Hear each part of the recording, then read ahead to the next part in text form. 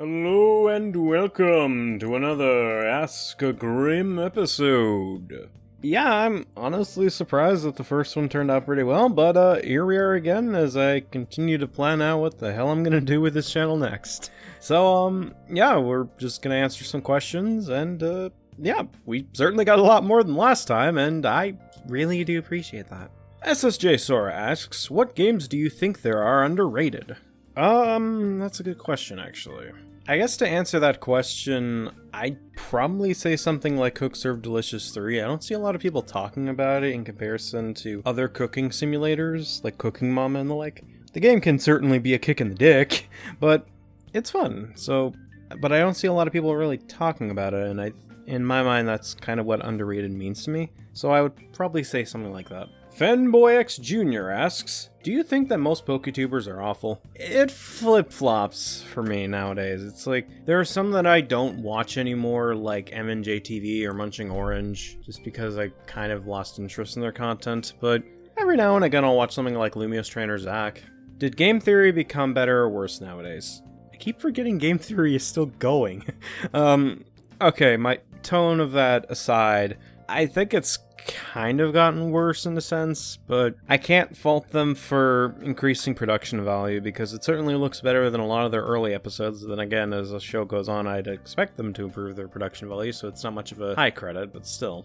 In all honesty, it just isn't for me anymore, so I would probably say worse. Number 3, any thoughts on Death Battle from the early days to today? I don't really enjoy Death Battle much nowadays. Captain Smarty Pants asks, have you watched any live-action remakes from animes? Yes, I watched the Fullmetal Alchemist movie, and I hated it. I saw bits and snippets of the JoJo one, I think it was for part 4. I think that's all I got for now, although I'm probably going to end up seeing some in the future, so I'm going to put a pin in that, basically. Robin Crusoe Jr. T asks, I hope no one has asked this question before, but what is the origin of your username? A couple people have asked this, but hey, I don't mind answering this question. I appreciate the question regardless. The origin of the YouTube name was basically, a long time ago I used to go under the moniker of the Mounty Chief, but I realized the Chief's part was stupid, so I eventually just dropped it to the Mounty over time, and then around 2015, I want to say, was when I started to just do regular reviews instead of countdowns as my main priority. Nowadays, it's kind of up in the air on what is my main priority on this channel, but I mean, as you get older, stuff like that happens. So I figured, okay, why don't I just change it from the Mounty to something related to entertainment? Well, I'm presenting something, a review, so why don't I just go with the Mounty Presents. Mounty because LOL Canadian, although I may end up changing that in the future because I keep noticing that every time I search up my own username, it keeps giving me the wrong fucking result. So I may just end up changing it to David Grimm Presents because David Grimm is the name of the OC.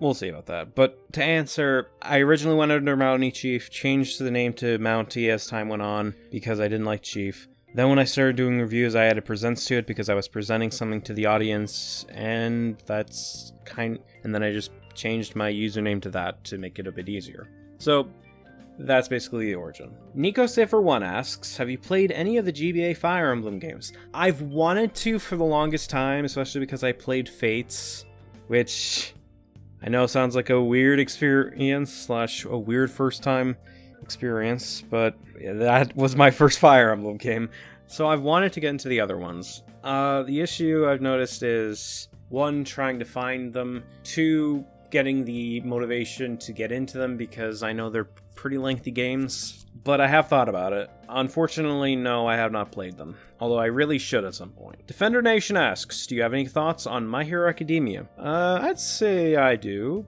It's pretty good, for the most part, depending on the arc, of course. Like, this current arc is showing some weaknesses, and I'm talking about the manga, I mean. The anime, I think it's getting into My Villain Academia, and that's some good shit. But for the manga, it's, the current arc is, it's okay. NicoCipher1 asks, what do you think of the mysterious Mr. Enter situation?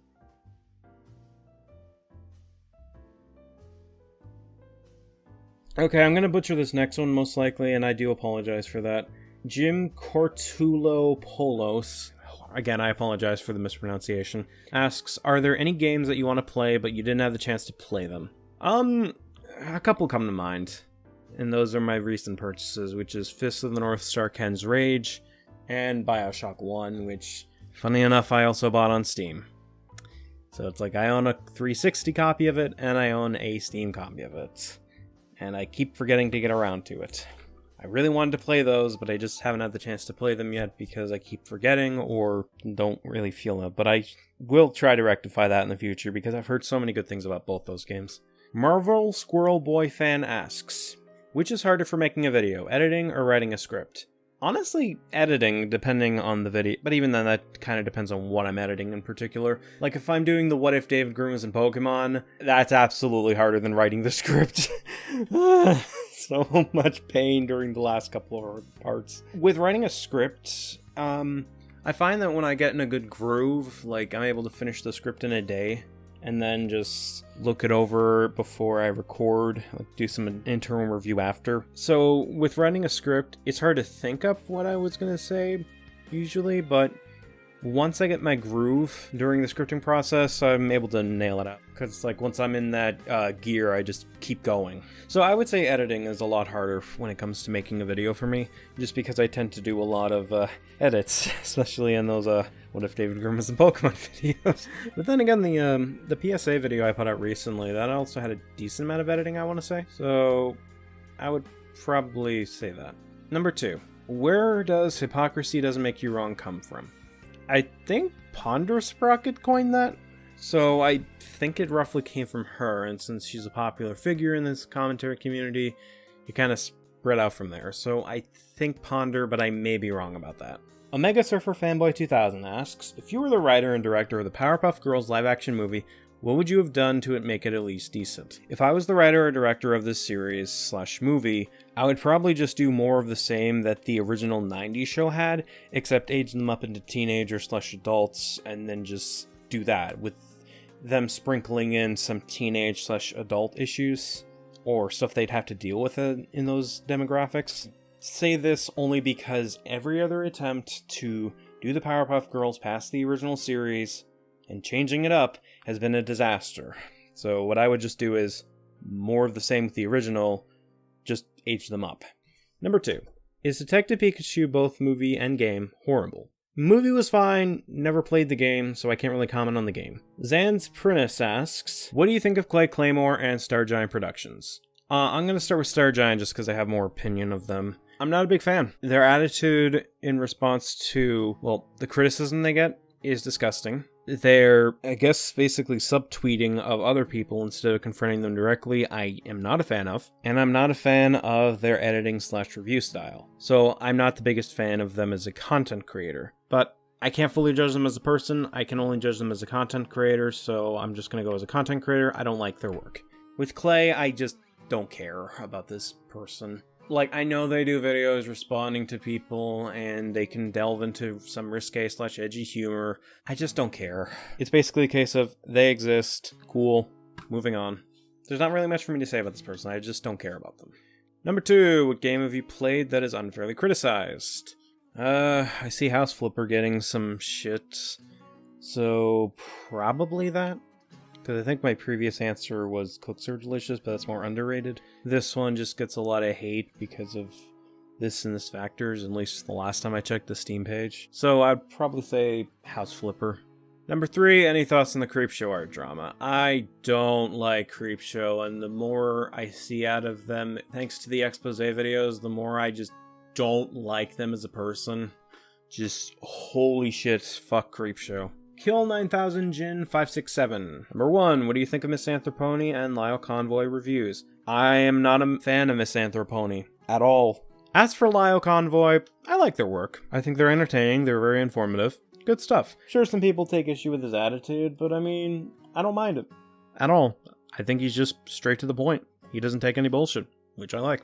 Number 2, have you played any indie games? Oh, absolutely. Guacamelee, Terraria, even though I don't like that. Minecraft for a while before it became more so mainstream. Hollow Knight, that's good. That's definitely good. Where's Silk Song, by the way? So yeah, I played a lot of indie games. Good stuff. Do you think that the horror genre is a total joke? Not a total joke, I would say. If only because, well, there are some horror movies that are legitimately good. The problem is that a lot of the popular ones end up being the shitty ones. because they don't know what horror actually is, or it's, hey, let's just jump scare these guys, which is stupid. So I don't think it's a total joke. I think there are some good horror out there. I just need to keep looking for them, and I'm certainly not going to get that with the Uzumaki anime, at least going off these trailers, because Jesus Christ, this looks terrible. But no, I would say it's not a joke. I just think that it's not exactly being executed well in mainstream media. Robo 222do? I'm just going to go with Robo do, and I apologize if I mispronounced your name. Number 1, have you watched Digimon Adventure Reboot? I haven't. I've heard good things about it though, so at one point in the future, I will definitely watch it. Kinda have to because I've talked about Digimon Adventure how many times on this channel now, so I feel like I'm kind of obligated to see the reboot at least. Number 2, are you aware of Lily Orchard's very serious accusations? Yeah, I've heard of it. Not a fan of Lily, in all honesty, and just fucking Christ. What the fuck were you thinking, Lily? Number 3, a cliche from anime that annoys you a lot. Yeah, I got one. Fake deaths. Or rather, a character dying and then immediately coming back soon after. That shit just pisses me off. I hated it with Fairy Tail. I hated it with anime-inspired series like Ruby. Especially when they did that and then killed the character again. It bugs me. If you're gonna kill a character, stick to your fucking guns. Make them stay dead. Like, holy fuck. How insulting would it be for, say, Harry Potter if Dumbledore came back after being shot, and then even worse, he just came back as a turf? Oh wait, that's just the author right now. Anyways, salt toward the author aside. I hate fake deaths.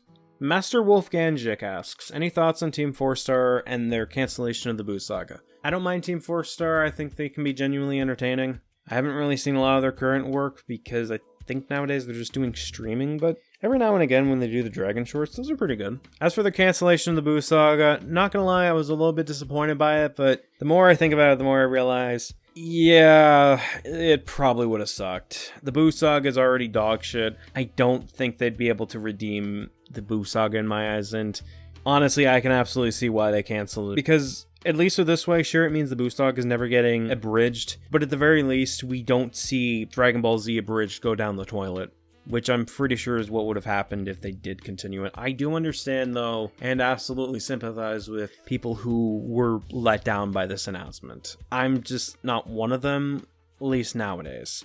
When I first heard the announcement, I was like, well, fuck. But nowadays, I'm just like, yeah, I can see why they did it. That's fair.